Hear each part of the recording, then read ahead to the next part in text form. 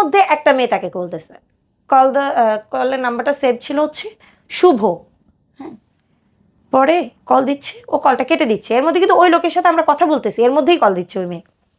শুভ save করা। এখন আমি বলছি কেটে দিচ্ছ কেন, ইমার্জেন্সিও তো হইতে পারে, লোকটার বিপদেও তো পড়তে পারে, কলটা ধরো। ধরবে না, কেটে দিচ্ছে।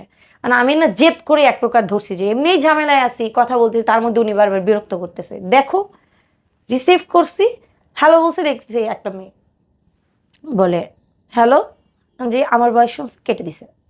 কেটে দেওয়ার পরে আমি বলছি এটা কে? তানভীর বলে এটা তো আমার ফ্রেন্ড শুভ। বলছি, শুভ এটা তো মেয়ে।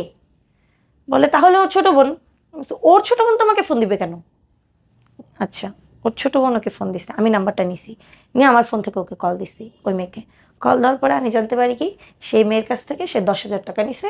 10,000 টাকা নিয়ে সে তার কোনো কন্ট্যাক্ট তার সাথে টোটালি অফ করে দিছে, তার সাথে কোনো কথা বলে না, এরকম বিষয়।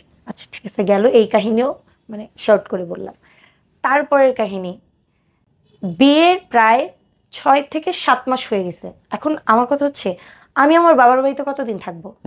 অবশ্যই এটা আমার জন্য মান সম্মানের বিষয়, আমার বাবারও মান সম্মানের বিষয়। অবশ্যই। তাকে আমি বলতেছি তুমি আলাদা বাসা নাও, তোমার বাবা মাকে আসতে বলো, আলাদা বাসা নাও। এর মধ্যে আমি ইন টোটাল জানতে পারি সে বিয়েটা টোটালি আমার সাথে চিটিং করে করছে।